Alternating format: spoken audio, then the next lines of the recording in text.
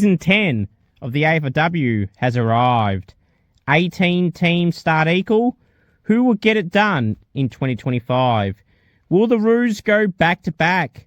Will the Lions come back for revenge? Will the Crows have a say on the big stage? Or will a few teams have their moment to shine?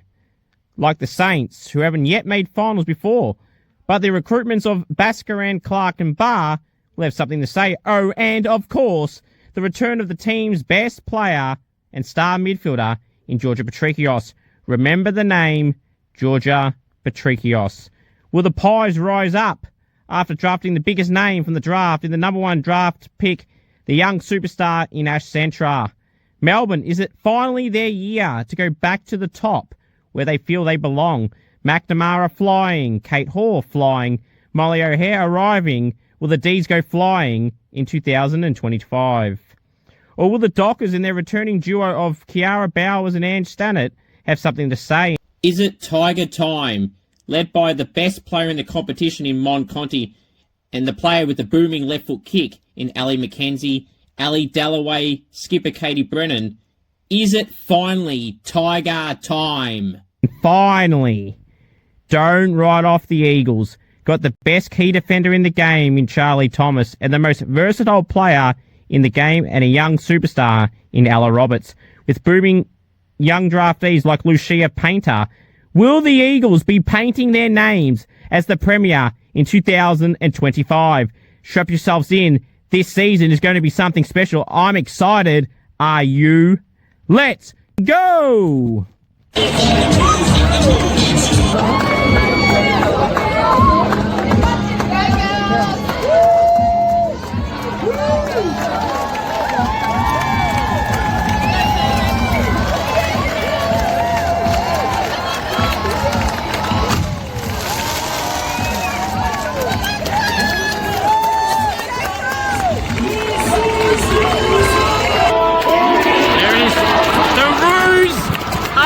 The 2024 AFLW Premiers, they win by 30 points.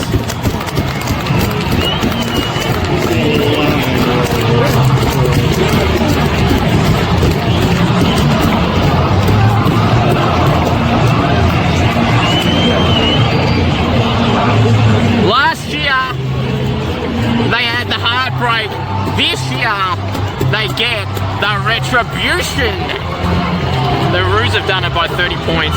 Last year, heartbreak, as I said, turned to retribution. Hello, everyone, and welcome to the SCOOPS AFLW show. I'm your host, Scoops, the sole admin of SCOOPS, and wow, what a round of AFLW footy it was. We've had some matchups that were that were a surprise to some convincing wins, some big wins. Some heartbreak for the Crows, upset for the Bombers, comeback victory for the Eagles, yet again, back-to-back comeback victories for the Eagles. And I told you in that intro you hear, I never write off the Eagles, and I haven't written them off at all. I've said they're a contender this year to play finals, and they're absolutely showing exactly why, to not only me, but everyone else, why they are a threat comes finals time. And that's what I've said. I have to be my ladder picker to make finals, and I think they can. And they're in a prime position. I said last week, if they can get through the power, they'll be 3-1 and in a prime position. It'll be theirs to lose. So the Eagles are flying high. Ella Roberts, Belle Lewis, Lucia Painter, same names, Charlie Thomas. I could go on and on, Courtney Rowley, but we'll go on with them next. Or not next, but soon. I'm going to go through my team of the week, my AFLW fantasy score. Scoop Show's bang. I'll have an exclusive on the show this evening involving one particular club and a bit of frustration. I think the key word around this will be frustration. We'll get to that throughout the show.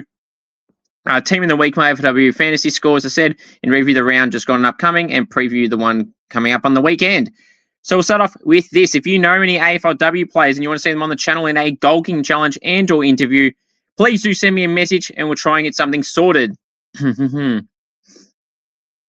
All right, now it's time for that world-famous segment, Scoops Goes Bang Boom. Well, what am I going to bang on about today? Bit of an interesting one. The AFL app. stop saying someone's injured when sometimes they're not. Like if there's a collision, like when someone's winded or something like that, and they go off straight away from that collision, the AFL app will generally say they're out injured. The word injured, not out. Out, that's obvious. But injured, it's like, it's frustrating. You know, like I've said that in the AFL side of things. I've said it in the AFLW side of things with the AFL app and how it's orchestrated. The app, if you're injured, it should just say one simple thing. If it's a collision like that and they're winded, don't say injured. Only say injured when they're out. Or if they're going through a concussion test, put HIA test, or something like that. Like, that's what you should do. Just a small little thing, because there wasn't so much to bang on about. So I just wanted to bring that up to everyone's attention. Yeah, do you find it frustrating when the app says a player's injured and they're not actually injured and they're back on 2 minutes later? It's just really frustrating, and it's annoying because if you're not able to watch a game, like, oh shit, hopefully they're all good, or what happened here? And when they're injured, they don't even specify how they got injured. Was it a knee injury? Was it a concussion? Was it a collision? Is it an ankle? Like, we don't know. They don't say anything. Some players come back on 10 minutes later and they're fine. So it's just really frustrating that the app continues to annoy me and others. I've asked other people this as well. So I haven't just randomly brought this up. I've asked a few people about this and they're not too pleased with how the app is orchestrated as well. If they're not injured, don't say the injured. If they're out for the game, then say that and specify what injury. That would be greatly, greatly appreciated. Just a small one, but one to fix for the AFL app. Please lift your game. Hope you all enjoyed that short edition, very short edition tonight of the world famous segment, Scoops Goes Bang. Alrighty, now it's time to go through my round 4 AFLW Team of the Week. Alrighty. So, from the back line, the pockets, Maeve Chaplin and Izzy Grant. Full back, Clara Fitzpatrick. Half back line, the flankers, Jade Ellinger and Tani White. Centre half back, Cambridge McCormick. Wingers, Dana Finn and Georgie Prasparkas. Centre woman, Laura Gardner. Half forward line, the flankers, Belle Lewis and Ella Roberts. Centre half forward, Jack Parry. Forward pockets, Sophie McKay and Cynthia Hamilton. Full forward, Anya Madonna. Ruck, Mim Strom. Rovers, Mon Conti and Tyler Hanks. Rovers, they were the Rovers, Mon Conti and Tyler Hanks. And the interchange, Ruby Tripodi, Mia King, T. Smith, Eliza West, and Courtney Rowley. The emergency list, Layla Ebert, who was so close, Georgia Nanscorn, Lucy Cronin, Zali Goldsworthy, Alicia O'Dowd, and Neve McLaughlin. Now, let me put my team on the screen for you all to see and my reasons for these selections, shall we? So, you know, Maeve Chaplin had 23 disposals in a big win for the Demons in the back line over the Tigers. I mean, just self-explanatory, to be honest, but had a lot of intercept possessions, just played as a general down the back line, who are missing so much, playing as a taller defender when she's more accustomed to playing a different style of defender. But with Talia Gillard and co out, she's having to play as a taller player, and she's succeeding in that role as well. The flexibility that Maeve Chaplin's showing, who was a top finish getter in the BNF for the Demons last year, playing really, really well. In the other pocket, Izzy Grant may not have had the biggest amount of disposals, but Izzy, you know, had like, I think 9 intercepts, and some 1%ers as well. And just like, there was a smother, which I captured on my matchday vlog, which you can go and check that out on the channel. My North Collingwood vlog will be out tomorrow, depending on when you're watching this, or it might be out already. But yeah, Izzy was amazing, did really well on the Bulldogs backline. I mean, didn't have the big numbers, but if you watched the game and you were there, you know the work she was putting with the smothers, the body on body, just bumping her opponent off the ball and things like that, something that you don't get stats for. Izzy did really well. Clara Fitzpatrick had 17 disposals on return in the last few weeks for the Suns, who had a famous victory, their first win in over 300 days against the Giants, which we'll get to that shortly. Speaking of the Giants, Cambridge McCormack was really good in the back line with 21 disposals, having a really, really good year. When they're under pressure, the Suns, they are under pressure, the Suns as well, but the Giants, Cambridge McCormack has been really, really good with 21 disposals and about 10 intercepts. Jade Ellinger had about 13 intercepts, about 22 disposals. It was amazing. Tani White had 27 disposals yesterday, career high, I reckon that is for Tani. And she was amazing in the back half. It's a few good contested marks. I believe she had 2 contested marks. For a smaller player, that's really damn impressive, and for anyone, really, to be honest. So she was really good. Dana Finn kicked a goal in 29 last week, and very similar numbers this week, and was just really good. Georgia Sparks kicked 2 goals and 32 disposals. Was amazing against her sister, Maddie, and their big win over the Bombers. Laura Garner had 38 disposals and 9 clearances. Was really good. Belle Lewis kicked 2 goals, 22 disposals, played mainly forward again. The last quarter, she was everywhere. Kicked a goal in the last quarter. Had 7 touches and 5 tackles. It was simply amazing. Belle Lewis yet again. I mean, Ella Roberts, I don't know how many times I have to tell you all how good of a player Ella is. The best young player in the comp, and in my top 2 in my overall thoughts for the best players in the competition right now. I mean, Ella is absolutely killing it already this year, like she did last year, and since she's entered the competition. 24 disposals, had about 15 of those contested. Now, she may have had 19 handballs in those 24 disposals, but I mean, it's a contested ball, the clearances. She had 9 clearances, which is everywhere. Set up one of their goals, which was the the sealer when they were coming back. She was part of the comeback, along with Belle Lewis, as she's always been. So she absolutely deserves a spot here and was really, really good. Jack Parry kicked 3 goals and 15 disposals for Geelong. I mean, self-explanatory why you get in there. Sophie McKay got the Rising Star nominee. So went on to Soph. It was her or Sierra Greaves for me. It was really line ball. But Sophie kicked 2 goals, 15 disposals, 5 tackles. Her impact was really enormous, and their convincing win over the Bulldogs in the end. She was a key part in that, and is a contender for 3 votes in that game as well. Cynthia Hamilton kicked 2 goals with 15 disposals, 2 goals, 3, so could have had a 5-er. But it is what it is there for Cynthia Hamilton, who had a really good game and can play in the midfield as well. And at full forward, Anya Madonna, 2 goals, 3, 14 disposals, 5 tackles, 5 marks. Against the Saints, I knew Anya would be back into form. I just squared to my AFLW fantasy team, so that was just great. But long term, it's going to work. But she played really well. Mim Strom, 24 disposals, 18 hit-outs. So many clearances. I think it's 11 clearances to be precise. Outright, easily. The best ruck in the competition is Mim Strom. Don't even give me any other name because no one is even close. And speaking of the best player in the competition in the Rover spot on my team of the week is Mon Conti, the best player in the competition easily.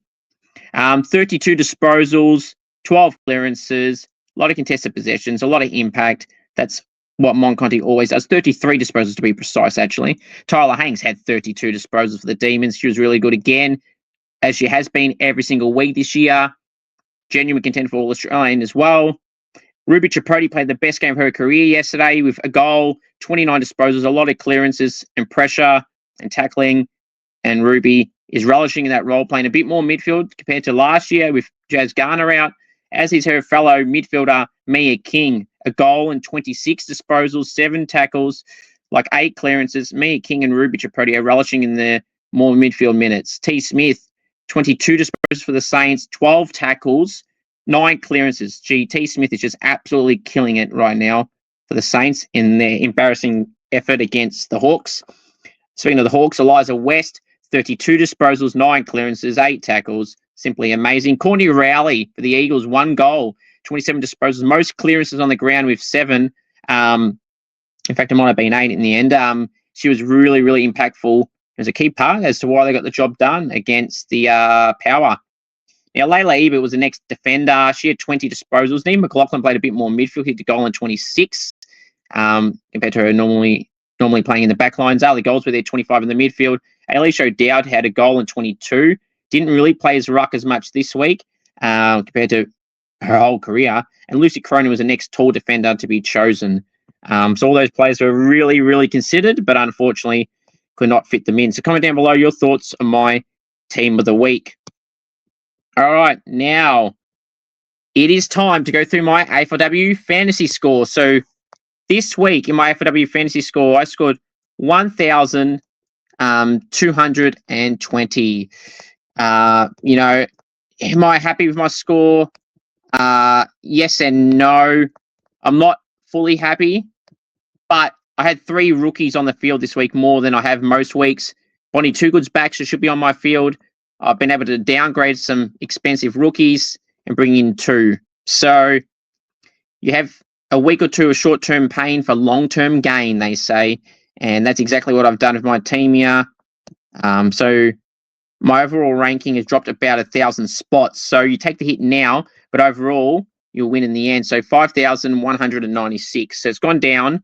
It's frustrating, but 2 weeks of pain, which means the rest of the season should be success. And I keep rising up the ladder and leapfrog some other people, hopefully. You know, with the players I'm bringing in, I'm not going to say who I brought in because then I'll be giving away my tactics and everything like that.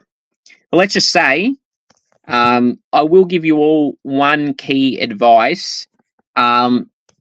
Zippy Fish, you may want to trade out of your team. She's not injured or anything like that, but that's all I'll say. Take it that way you will. Now, so that's my fantasy score. Comment down below how you're going, any trades you're pondering, any advice you want. Please send me a message on Instagram, AFLW Live. Yeah, I'll try and help you as best I can with your team. Now, it's a rarity that I have an exclusive on this program, but I'm going to have this exclusive for you all. Now, for personal reasons, I will not be name-dropping names here, but here we go. So I can exclusively reveal to you all there is some frustration being shown in the Western Bulldogs AFLW side with some of the players. Now, this has been a thing that's happened in the men's program when Luke Beveridge has made some questionable selection moves, you know, and some players continue to get a game that shouldn't be there. Now, it's a bit more extreme in the men's program because they've made some disgraceful decisions. But, you know, the frustration, which is the key word here, has been shown through the men's program with some players getting picked that shouldn't be picked in the men's program. But that's now flown on to the women's program. And I can exclusively reveal to you all this evening. And I've been, you know, working through this last 5 days or so to, you know, make sure everything's all good. And there's a few factors in this. You know, the non-selection of some starting 21, best 21 players and top draft picks to play little to no games this season and some parts of last year is a bit confusing. And it's led to some frustration to see, you know, some players that they feel they may, should be ahead of, that they aren't. You know, there's been a bit of frustration. Frustration has been shown between some players that feel like they should be playing and they're not, or should be playing more than they're getting given. And it's just shown a bit of disconnect. You know, players have been played out of position, which is, you know, a bit rare. Like, you know, some players that have been some of the best moments in their career have been in one particular position and they've been thrown out of there for whatever reason. And players that are getting put in those players' spots are getting moved from other positions that they are succeeding in. So players are succeeding in one position, they've been thrown out of that position, but there's a flow-on effect. It's moving players out of a position that they probably should have stayed in, but then when they're getting put to another position, the player that they're getting put in for are getting pushed out when they are succeeding in that spot. Which is a bit bizarre to see, you know, some players getting pushed around. But, you know, that's not the major thing that I'm outlining here. But there is some frustration being shown with some of the players that are not being selected or have barely played this year and parts of last year. I mean, you know, I've been to a lot of their games this year, or last year and this year. I've been to 2 of their AFLW games this year and some of their VFLW games. And, you know, and I mentioned throughout the VFLW show, the SCOOPS VFLW Game Changer show, that changes needed to be made at the VFLW side, and there's been a disconnect in the VFLW program And that's proven to be correct because they parted ways with their coach after having a terrible season after making the grand final last year. They lost 6 of their best players in the VFW program. The AFL program, having players that have frustrated all year. I mean, it's self-explanatory there. You can go just watch any of their selections in the AFL program. And then it's in the VFW program. They parted ways with the coach, and they're hoping that can, make it better, and it could. But they need to recruit more now because they gained no one after losing their best 6 players, or some of their best 6 players last year, including their league best and fairest winner. But now it's kind of flowing into the AFLW program. How do they fix this? That's for them to figure out. But all I will say is the players that are involved in this, in the AFLW side of things, that aren't getting games or very little games or being pushed out of position and everything like that, all I will say this: look what happened in the VFW program. In the VFW program, there was a lot of disconnect. A lot. Players being angry, players not wanting to play there anymore. Some moved on to other clubs. Some just left completely. Some aren't even playing footy no more because they just were sick and tired of how that program was being run. And now with a new coach coming in next season, maybe it'll be even better, and maybe they might come back. Maybe they might not. Maybe they will go back. We don't know. But now it's flown from the AFL program. Well, it was in the VFW program late last year, despite making a granny. It's happened all of this year in pre-season. It's happened in the AFL program this year, and now it's flowing on to the AFLW program this year. Now, there's some players, as I said, I'll outline this one more time, that are not playing at all this year, or little to no games this year, that were high-end draft picks or elite players who were regulars last year, or players that were succeeding in certain positions on the field this year or last year, that are now being thrown out of their major position to fit someone else in a position that they don't need to be in, or the one that should be prioritized should be in the position they're succeeding in. Some of these players are their future of their club. Some of these players last year helped them. Instead of falling down the ladder, they helped them maintain a position on the ladder where they ended up being. If it wasn't for some of these players, they wouldn't be in the position they were in at the end of last year. This year, they had a win, which I'm happy about, and that's great, against Richmond. But even then, even in that win, players being pushed out of position, the frustration is there. I mean, this is true. I've seen it firsthand. I mean, I've been there to see it, and and getting told from outside people, everything like that, and just from what I've seen and I know for a fact, there is frustration there. I mean, it's not that hard to figure out. They got the right coach. Tam is a great coach of the Bulldogs. She's got nothing to do with her. She's an amazing coach, and she signed on for another 2 years and rightfully deserves it. She changed that team last year. So somewhere along the lines, they need to fix this up somehow, because it's something they need to fix. And if they want to be a serious club in terms of finals and everything like that, they need to fix this up. Because look what happened to the AFL program. People say in that side of things, they've got some of the best lists in the competition, and they don't make finals still. They always fail at the end and don't even make it. And if they do, they scrape in and go straight out. The VFW program made a grand final in 2024. Their best players left, and they didn't even make finals. The AFLW program, at this stage, won't make finals either, and more likely won't. So something needs to change. They'll have to figure out what that is. But if they're not careful, XYZ, no matter they're a top draft pick, a player that's just come into the club, or an A grader, or someone that's been, moved out of position, they're not careful, they will lose XYZ. And I'm not going to say, I told you so, because the last time I said this about the VFW program, about all those players back in the grand final time, that some will leave, I was correct, got crucified for it, and I was right, and those people went quiet. And I also said that they needed to change the coach at the VFW program, and they finally did that. They didn't listen straight away, and they finally went a whole season of not making finals, then they made the move.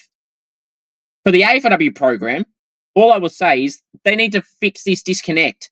Play some of these players that are frustrated, because you then run the risk of losing them. I think this could be a simple fix. How they do it, your guess is as good as mine. Some of these players that are frustrated, which I will not be naming, they need to pick them regularly and or put them in the right position, because I feel like that could help them. Like, I look in some of the positions of some of these positions that these players play, and they're struggling in these positions, the team. And I would feel like I'll go, gee, this name would help them perfectly there. And remember this for this time in 8 weeks, when the Bulldog season's over, because they probably won't play finals. And if you start hearing this player is angry, or throughout this year even, or this player wants to leave, or this player will end up leaving at the end of the season, like, they will lose some of these players that I'm talking about right now, XYZ, if they're not careful.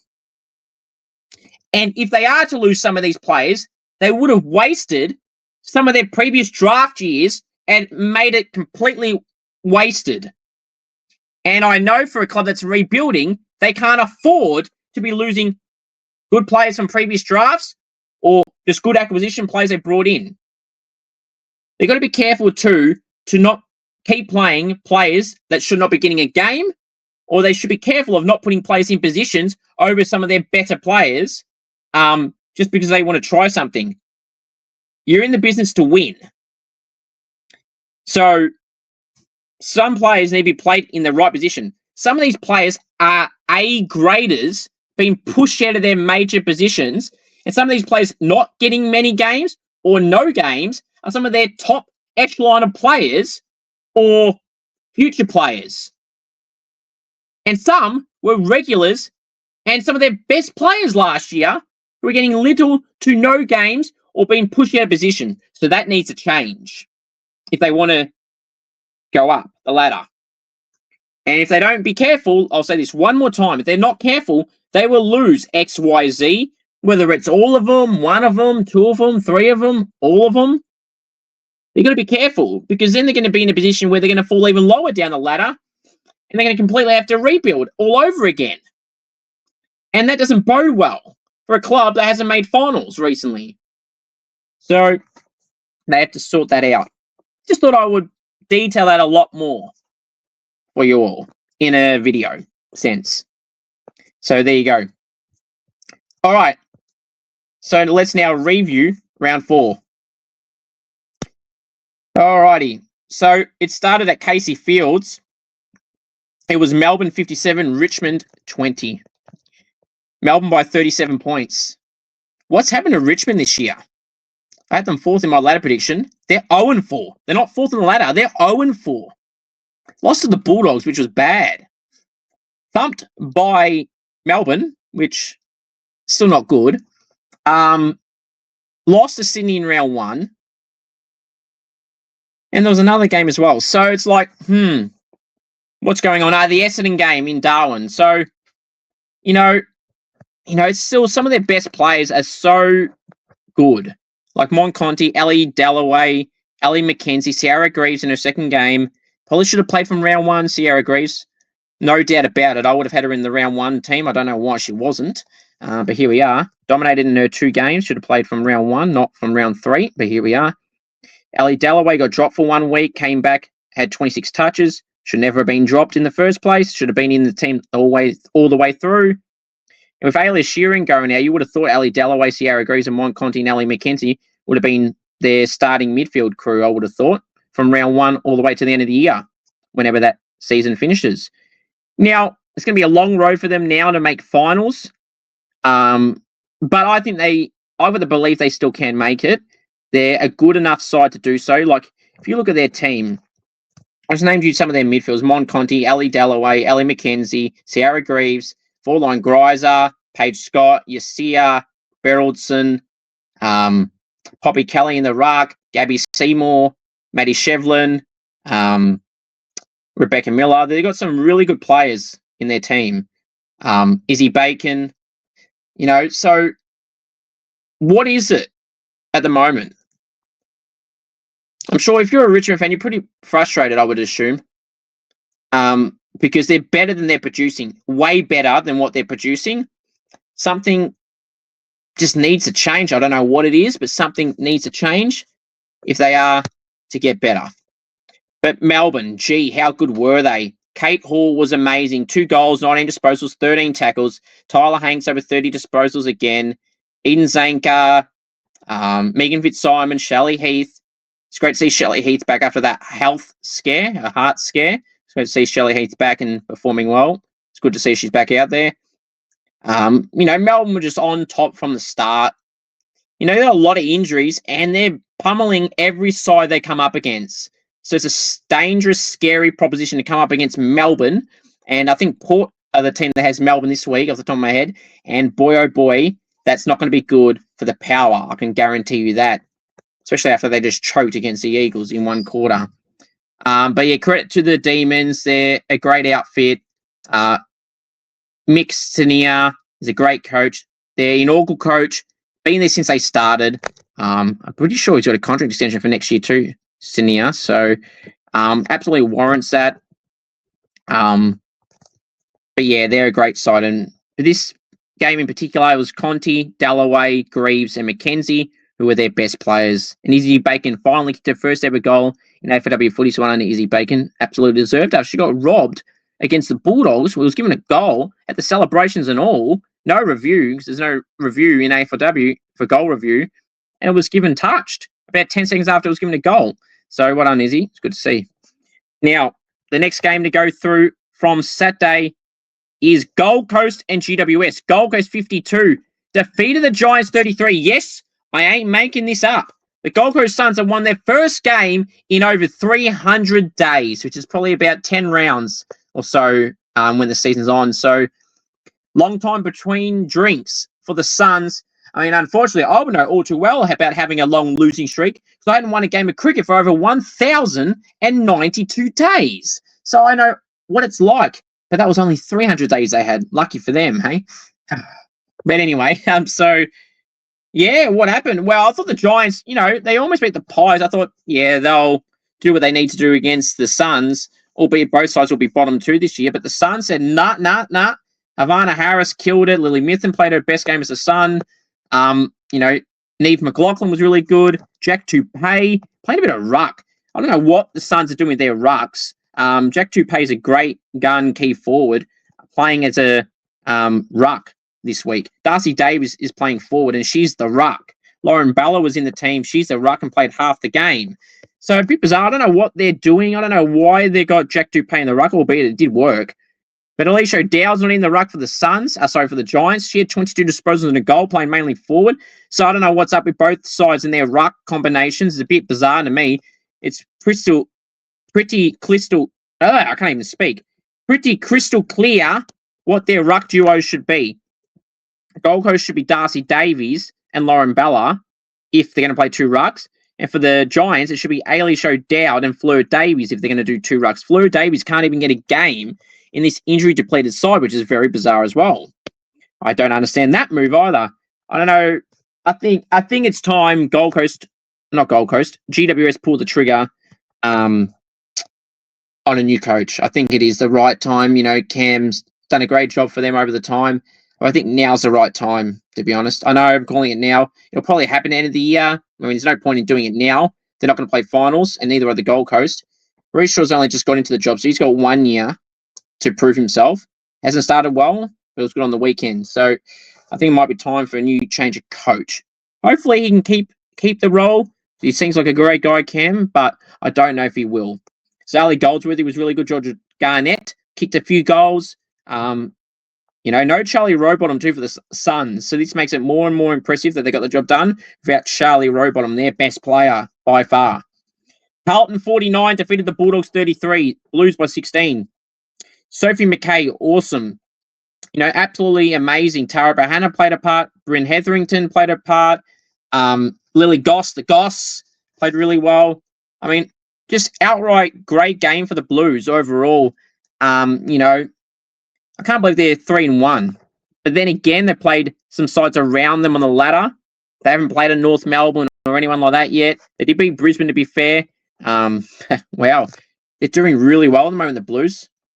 Bit of a surprise packet this year, but here we are. A good win in the end. The Bulldogs, Izzy Grant, as I mentioned in my team of the week, was really good.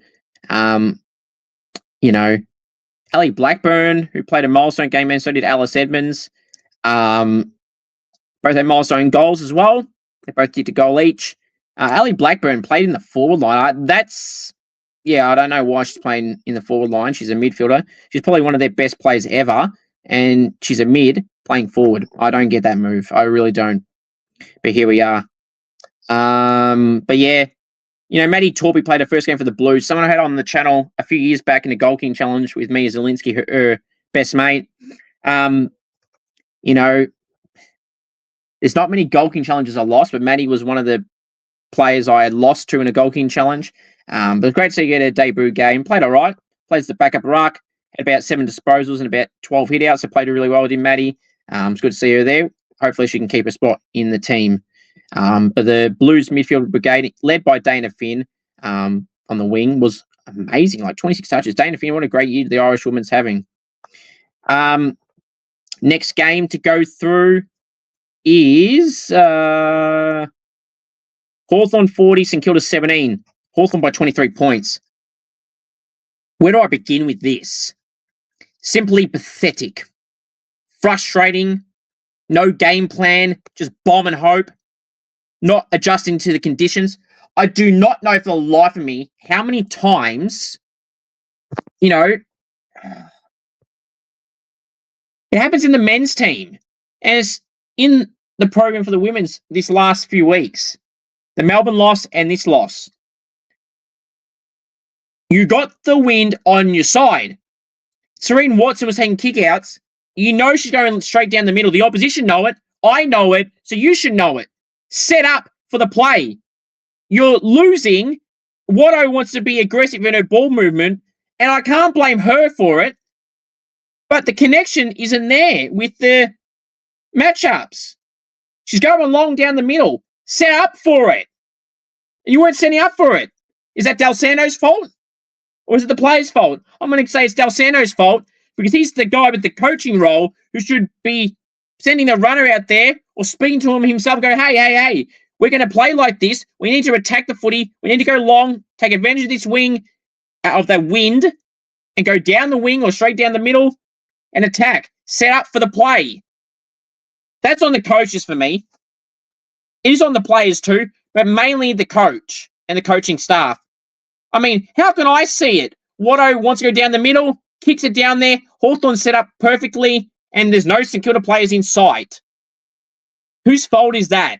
And that happened time and time and time again. There are some players that are playing in the team right now that should not be getting a game. And Hannah Preece, the skipper, playing in the forward line does not work. Has to be in the back line. Like, I never understood why she's playing forward in the first place. Ariana Clark, you recruited her. Play her as a tall forward. That's where she played at Sandy. Play her there at St Kilda alongside Jessie Waller, her good mate. They should be the two tall forwards. Some changes need to be made, but with limited list sizes, you're forced to not make many changes because there's not many other list spots open. And when you've got injuries, which we've copped another few on the weekend, it just doesn't help. Swing the magnets around, Dell. But things need to be made. Changed. T. Smith, amazing. So damn good as T. Smith. I mean, if they didn't have her in the midfield at the moment, I don't know where they'd be. How do you go from round one, embarrassing the Crows, then choking against the Eagles, getting embarrassed by the Demons by 80 points, which is unheard of, or 74 points, and then get embarrassed in Cairns by the Hawks, who struggled to beat Carlton, and their other two victories against Carlton, Brisbane, who aren't in good form at the moment, and their other loss. Like, got to do better than this. I know they've got the right players, the Saints. Maybe this is like the Giants scenario where things need to be changed around in the coaching staff. Like, players have to take some blame for the coaching stuff, for those setups where Watto's going down the line. Obviously, that was instructed. So why aren't they setting up? And if it wasn't instructed, what are they doing? I think Watto was doing the right thing, trying to go down the middle. You're losing. You've got the wind. Don't chip it sideways. Go long, but set up for it. They weren't setting up for it. The disconnect between the players or the coach? I'm going the coaching staff. One more embarrassing loss, no matter who it's against, whether it's North Melbourne, whether it's the Bulldogs, or someone like that. Things need to be altered. Set up the play. Set up for the play. Now we're going against the Bombers this week, who got embarrassed by Geelong, who have won a few more games than they probably should have. Capitalise. They've had a few players go out. We beat them at Windy Hill last year. Go out and beat them. You know, we've got a good list now. Capitalise on the success of the trade period with Basker, Barr, and Clark. 3 amazing acquisitions. And Charlotte and Amber have absolutely played their part. Barr has only played 2 games and seems to be easing her way into it. But Basker and Clark have been very, very good. And great acquisitions. Patrikios has been very good. It was quieter this week, but previous weeks was really good. So, you know, Janome Anderson is playing amazing. Didn't play the last 10 minutes, so hopefully she's not injured. This goes back to my Scoops. So bang with the injury report. Nothing on the injury report, but the AFL app said she was out injured for the last 10 minutes. Like, explain it better. She's been amazing this year, is Janome Anderson. Alice Berkey's been playing really well on the back line. But needs some support down there. Paige Trojan's played her part, I guess, this year as well. She's been pretty good. But things need to be altered. Renee Karras is your number 1 ruck, who you haven't played all year. You've gone with Rebecca Ott, who's played serviceably. But I think Rebecca Ott maybe needs to go back in the back line where she originally played. Put Renee Karras in the ruck. Take one of the tall forwards, not Wardlaw, obviously, one of the other ones, and put Ariana Clark in there, potentially. Or maybe, just maybe, you got Bianca Jacobson finally back in the team, who should have been in from round 1. Maybe Hannah Priest goes back in the back line where she should be. And maybe swing Watto down forward. Watto's got that flexibility to be good overhead and can run and can kick the ball long as well. Maybe playing Serene Watson up forward is the go, Dal. Please try something different, because if we lose embarrassing to the way we did on the weekend and to the Melbourne game and a last quarter against the Eagles, I won't be happy. Changes need to be made. Positional changes need to be made at the bare minimum, Dal. Come on. This is not good. Eliza West, Anya Madonna, some of the Hawks' best players, as I mentioned before. Sydney 62, Fremantle 37, 25 points for the Swans. The Swans are 4-0. The Dockers, what a shit week for the Dockers. If you're a Dockers fan, you're not loving the weekend in the men's or the women's results. Mimstrom is the best ruck in the competition. I don't want anyone to tell me otherwise, because you'd be wrong if you gave me any other name. And statistically and factually, Mimstrom is the best and better than all the rest of the other rucks. I mean, there's no one even close. Not even close. She was amazing on the weekend. Her her younger sister, Indy Strom, who was recruited from South Freo this year, has been simply amazing. From that practice match against the Saints, keeping Jessie Wardlaw goalless, to quelling the influence of her opposition through all 4 games, is a great credit to Indy. Didn't know if she was going to get picked in round 1, but gee, she's absolutely relishing at the role there in the Dockers backline. Emma O'Driscoll should be back this week from concussion. But the Swans, it was Zippy Fish, it was Montana Ham, it was Chloe Malloy in the back half of the game. Laura Gardner, Ali Morford played her part at times in the second half, not so much the first half. Mimstrom still won that battle easily. But, the Swans got the win.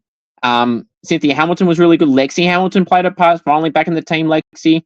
But yeah, the Swans, they're a dangerous outfit, and they got the Pies this week, so that'll be interesting to see how that goes.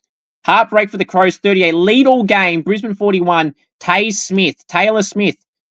Last year's equal leading goal kicker with the heartbreak of 1:05 to go, kicked the match-winning goal. The Crows, heartbreak. Ebony Marinoff was good, but not to the level and standards that Ebony Marinoff sets for herself, which is so high. She was still solid, but for what she's been producing over her whole career, she's been down on form, I reckon, a little bit. And so is Anne Hatchard. And that's probably a true reflection of how the Crows have been this year. You know, some players have been dropped, and players that were so damn good their whole career or last year have dropped off either significantly or a little bit. And that seems to be a reflection of the team. You know, statistically, you go look at all their best players from last year. Most of them haven't performed to the level that they're expected at yet this year. And that's a true reflection on themselves. Some players they thought in the preseason they would be so dominant have been okay, but not amazing. They've been all right, but not amazing. So, same with Brisbane, to be honest, actually. Players like in their midfield are down in form, and their halfback line. So players like should be pushed onto the wing or other positions that they played previous to their current role to try and get some form back. Some players have had quiet patches and have some good moments here and there. So two of last year's prelim finalists and one made the grand final aren't playing so great to the standard we know both teams are truly capable of. But, you know, they got the win. That's all that matters. So Brisbane will be happy with that, as they've got an easy matchup, I believe, this week, the Brisbane Lions. Then they've got Carlton. No, they don't have Carlton. They've got North Melbourne. In fact, no, they don't have an easy matchup. They've got the Roos who haven't lost a game in 16 matches in a row. So, ouch. But Brisbane are a good side still. They're playing at home, but we'll have to wait and see. We'll get to that game in a second. The other game on Sunday, other games on Sunday, I should say, was North Melbourne 58, Collingwood 13. The Pies lost to the Roos by 45 points. Now, look, the margin wasn't a true reflection on how the Pies played. I thought, you know, in the first half, they had the ball inside their forward line a lot. They just could not score the Pies. They had to play. I said it in my matchday vlog, which you'll see either now while you're watching this or tomorrow, but they played so well, the Pies in the first half. They really did. The scoreboard wasn't a true reflection. Like Ruby Slicer, Lucy Cronin, Amber Schutte, Tani White, they were playing really well. Now, Sabrina Frederick last week copped a knock late in the game and couldn't continue the last few minutes of the game. Then I saw her after the game was hobbling and obviously wasn't in the best of for the ankle injury. I think it was an ankle or a calf. And then on the weekend, she took some nice marks, but looked a bit reluctant to kick the ball. I don't know if that's just because she's playing injured, because we know what a great distance kick Sabrina Frederick is and shot at goal, but she seemed to handle the ball off a little bit more in the first half in particular. So I don't know if she's still carrying that injury, but very courageous to keep playing out, though, if that's the case. So for the next week, just for her team, Sabrina Frederick is a great player, has been in the competition forever, and has been a good player forever in this competition. Been at a few other clubs in the past. I think Brisbane was one off the top of my head. But at the Pies, she's been really good. And I think she's truly playing her rightful position. Imogen Barnett played forward last year, and Frederick was playing the ruck. Both played all right. Both are now playing in their right spot. Sabrina Frederick is a better forward than she is ruck, and Imogen Barnett is a better ruck than she is forward. And they're both succeeding. Imogen Barnett has been amazing this year in the ruck. Simply amazing. Having about 15 disposals, about 20-odd hit-outs each game. Playing really well, and I thought she did well on the weekend, Imogen Barnett.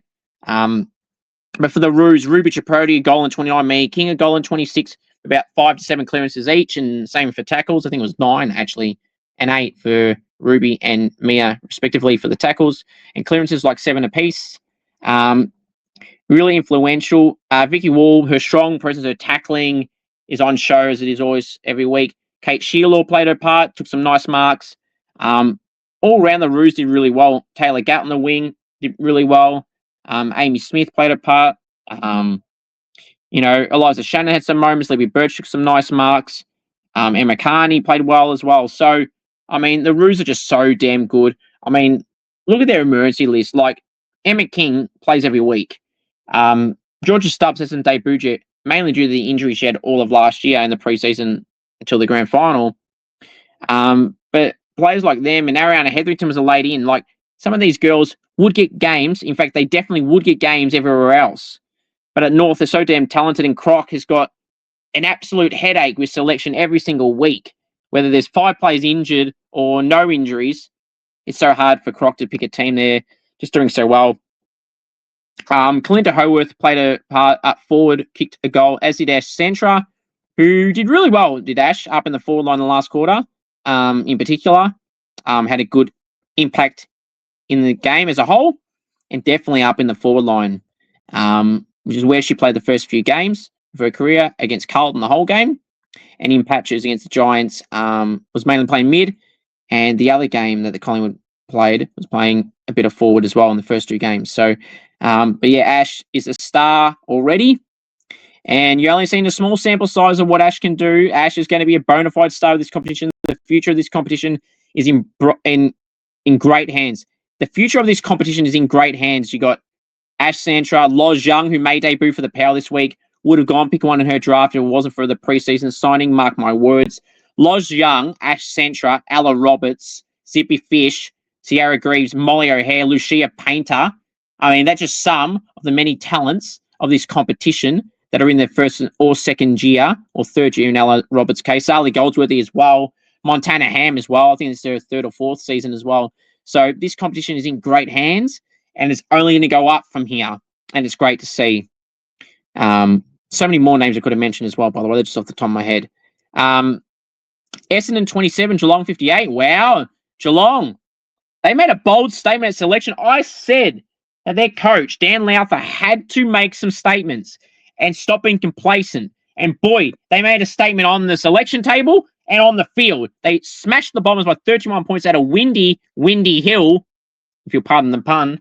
And they dropped their captain in Meg McDonald. Now, some people might think that's outrageous. I think that was the right call. And Lexi Gregor made her debut. Sienna Tallaridi, young stars from their draft year.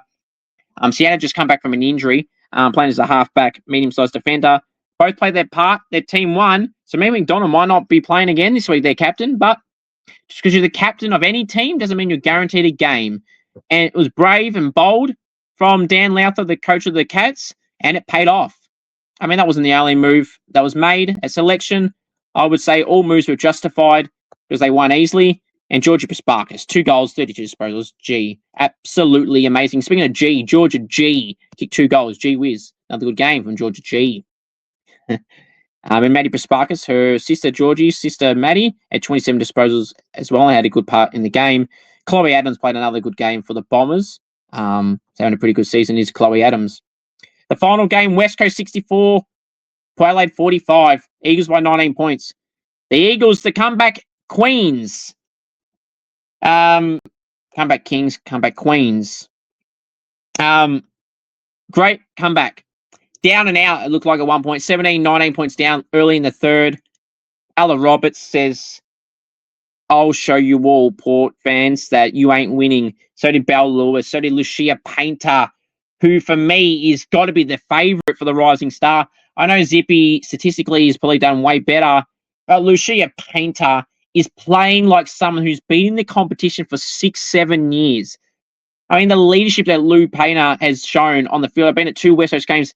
She's controlling the forward line. She's the youngest player in the team, and she's the leader of that forward line. That's got Kelly Gibson, has had Amy Franklin at times in there as well in the first few rounds.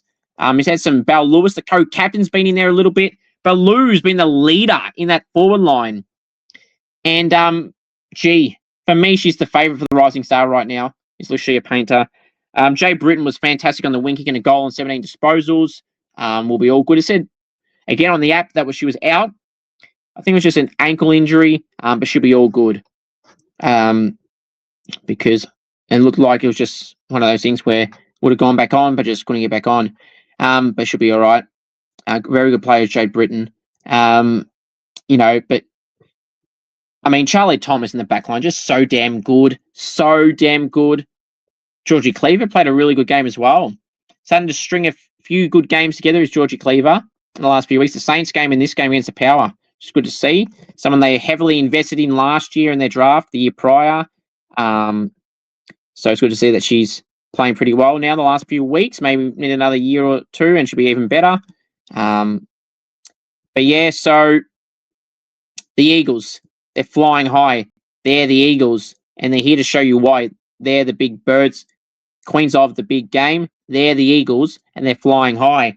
Ella Roberts, Charlie Thomas, Bell Lewis, Shea Painter, Kelly Gibson played well, Georgie Cleaver played well, Jay Britton played well, Courtney Rowley was amazing, 1 goal, 27 disposals, Bell Lewis 2 and 22, Ella Roberts 24 disposals and 15 contests, and about 8 clearances, 9 clearances to be precise. Yeah, probably Gemma Houghton kicked a goal and played her part. Thought Ella Head started strong and then faded away at the end. Sachi Syme played a part, about 1% is Sachi Syme. That's about 2 weeks in a row she's done that. For the Power, though, consistently they played all right in the first 2 quarters, and then they just fell in a hole, and the Eagles just said, we'll show you how it's done, and they did. So that's round 4. Now let's preview the round 5 game, shall we, to wrap us up this evening. Right, so first game on Saturday, 1:05 p.m. at Victoria Park. It's Collingwood and Sydney. I'll be tipping the Swans in this one by 26 points. 2:35 p.m. at Icon Park. It's Carlton and Gold Coast. I'll be tipping Carlton this one by 36 points in a bit of an upset margin. 3:05 p.m. at Alberton Oval in Adelaide. Play later Melbourne. I'll be tipping Melbourne this one by 38 points. This will be likely the debut of the future of this competition in Loz Young. Unfortunately, had an ACL injury last year, which stopped her making her debut last year. Would have been pick 1 if she wasn't a preseason signing with Port Adelaide. Mark my words, Loz Young will debut this week, but more importantly, is going to be the future. If she can stay injury-free, mark my words, alongside Ash Centra and Ella Roberts, they are the future of this competition. If you had 3 players you had to be confident in that could lead this competition to even greater heights, it's Ash Centra, it's Loz Young, and it's Ella Roberts. No doubt about it. And Zali Goldsworthy as well. So if you had 4 players on the poster, it's Zali Goldsworthy, it's Ella Roberts, it's Ash Centra, and it's Loz Young. No doubt about it. And I'm going to throw another one on there. Make it 5. Lucia Painter. There you go. So, next game, Port Adelaide and Melbourne by 38. 4:35 p.m. at Manuka Oval in Canberra. It's the Giants. 4:35 p.m. Victorian time. Giants and Bulldogs. I'll be tipping the Bulldogs in this one by 4 points. I reckon Maggie Gorham will make her return finally to the team this week. Sunday, and maybe Christy Lee Weston Turner as well. Last year's number 1 draft pick. And maybe Brooke Barwick as well. Sunday, 1:05 p.m. at Icon Park. It's Richmond hosting Geelong. I'll be tipping Richmond this one and giving them another chance. Richmond by 10 points. 1:05 p.m. at Windy Hill. It's the Bombers and the Saints. I'll be tipping the Saints by 10 points. You better win. Otherwise, I'm not going to be happy. 3:05 p.m. at Brighton Homes Arena. On Sunday, it's Brisbane and North Melbourne. I'll be tipping North Melbourne this one by 22 points. Brisbane aren't playing their best, but could this kickstart the grand final rematch in Queensland? Will the Brisbane Lions end the Roos winning streak of 16 matches in a row and counting, maybe?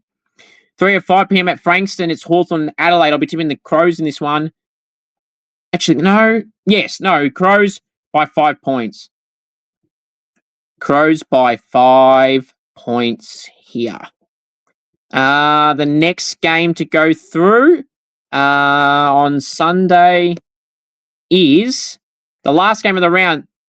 The Western Australian Derby, 5:05 p.m. Victorian time, 3:05 p.m. West Coast time. 3:05 p.m. Perth time, 5:05 Victorian time at Fremantle Community Bank Oval in Perth in Western Australia. It's Fremantle hosting the Dockers.